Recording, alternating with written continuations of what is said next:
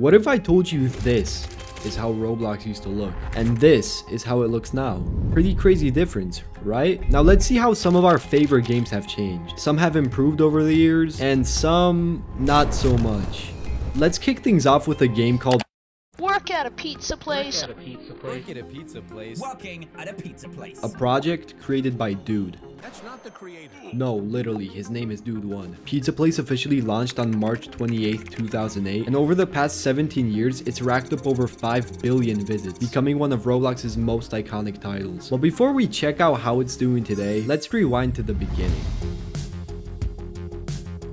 Back in 2007, the same playslot was actually home to a game called Work at a Krusty Krab. If that name rings a bell, it's because it was inspired by SpongeBob SquarePants. It was fun, but copyright issues meant it didn't last long. Then came March 28th, 2008. Work at a Krusty Krab was transformed into Work at a Pizza Place, introducing a brand new job simulation concept to Roblox for the very first time. The idea was simple, but revolutionary. Players took on roles like cashier, cook, pizza boxer, and so on, working together as a team to run that pizza. And just like in real life, you could earn money, upgrade your tiny starter house, and decorate it however you wanted. That mix of teamwork, progression, and personalization kept players hooked for hours on end. Pizza Place's success was historic. It eventually became the first Roblox game to hit 100 million visits, cementing its status as a true classic. Then, on October 11th, 2018, it hit a staggering 1 billion visits. Fast forward 7 years later, and Pizza Place has accumulated over 5 billion visits across those 17 years. If you looked up nostalgia,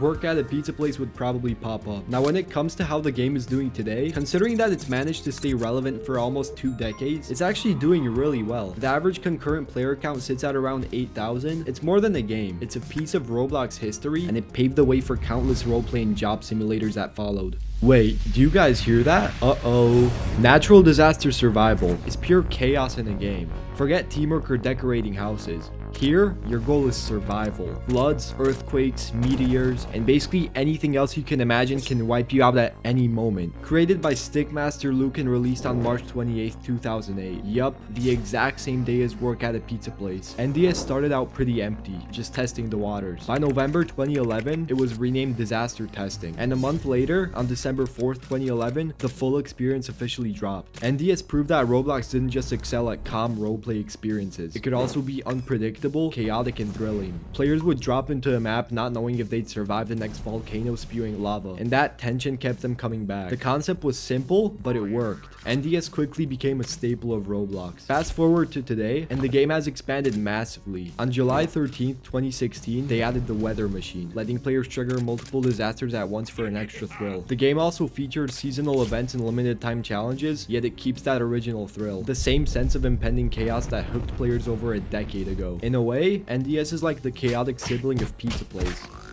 Both born on the same day, and both showing how versatile Roblox could be even in its early days. And it's still going strong. On February 25th, 2020, it reached 1 billion visits. June 2022, 2 billion visits. 2 years later, in June 2024, 3 billion visits. On regular days, the game averages 15 to 20k concurrent players, with occasional spikes during special events. For example, on March 14th, 2025, the Mega Hunt Mega Edition event caused players to spike to 78,000 concurrents. And that's proof that NDS is still capable of absolute chaos. Roblox may have evolved over the years, but natural disaster survival continues to deliver that heart-pounding excitement that made it a legend.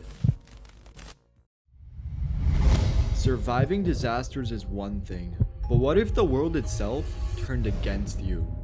Not just disasters, but zombies, and worse, people, because every interaction could turn into your last. Apocalypse Rising, a game that single-handedly changed Roblox and managed to lose it all within just a few years. Now this is a story that sadly takes a turn for the worse. The year was 2012. Roblox was full of tycoons, simulators, and roleplays. Survival games barely existed on the platform. Everything felt bright until this game came along. Suddenly, every server felt dangerous and unpredictable. So what did you actually do in Apocalypse Rising? You scavenged for food, water, and medical supplies just to stay alive. You hunted for weapons, from pistols to rifles. Every bullet mattered. Every building could hold loot or an ambush. And every encounter with another player was a gamble. Either your friend or your worst enemy. you never knew. The undead weren't just decoration, they were everywhere you went. Not watching your back could cost your life. At first, the game started small with just one map, Amend. Later, Gusmanak added 2 more, Reborn and Reimagined, which soon overtook the original. Within months, Apocalypse Rising hit over 1 million visits. Players were logging in non-stop, forming squads, building bases, and telling stories of every fight, every desperate escape. In 2012, the game was even nominated for Roblox's top 5 best video game trailers, just barely missing first place.